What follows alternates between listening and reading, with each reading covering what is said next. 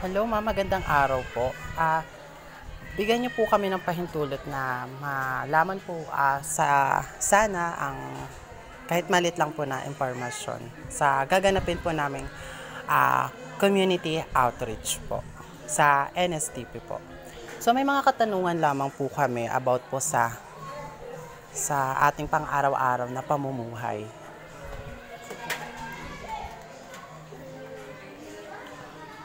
Ah, ang una ko pong katanungan is, paano nyo po ba napapagkasya ang kinikita nyo buwan-buwan?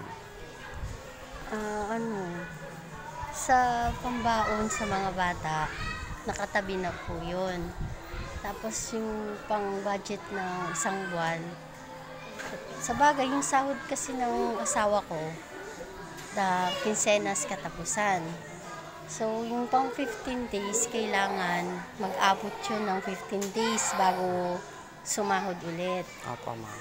Kailangan nakabudget pagkain, pamasahe, pambaon, lahat po, pati po yung pambayarin sa kuryente, tubig, sa bahay. Opo ma'am. Sa panahon ngayon kailangan magtipid eh. Opo. Kasi hindi naman talaga totally kasya yung kinikita ng asawa ko. Isang minimum wage earner lang po siya. Sa pamilya namin kasi malaki. Katulad ko, marami po akong anak. So, kailangan talagang budgetin. 5 po yung nag-aaral sa akin. So, talagang hati-hati. Minsan yung iba, yung baon nila. Minsan wala. Opo ma'am. Basta makakain lang sila dito sa bahay. Papasok sila kahit walang baon. Yun lang naman ang importante sa mga anak ko.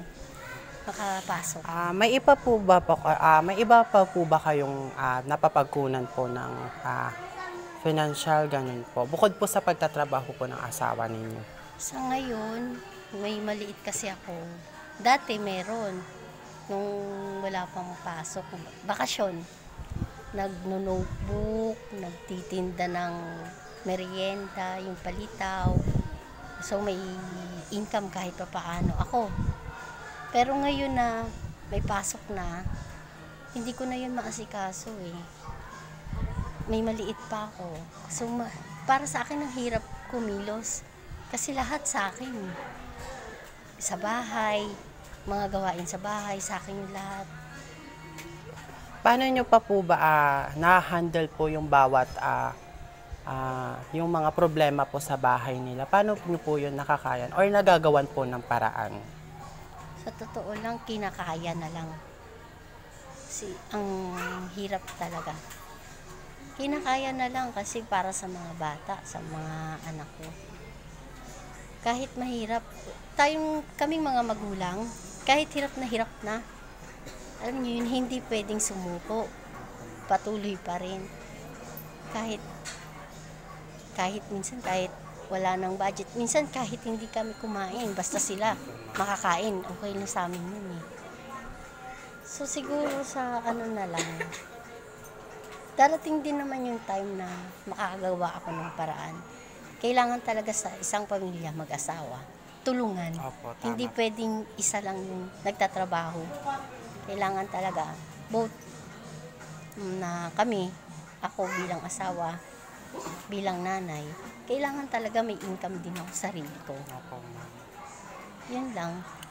Ilan po ba sila sa bahay nila? Yun, 8 kami, 6 yung anak. Lahat po ba sila nag-aaral? Oo, 5. Siyempre yung maliit, yung baby lang naman ang hindi. Kaya talagang todo higpit sa budget. Yun lamang po yung katanungan namin. Maraming salamat po. Sige, maraming salamat din.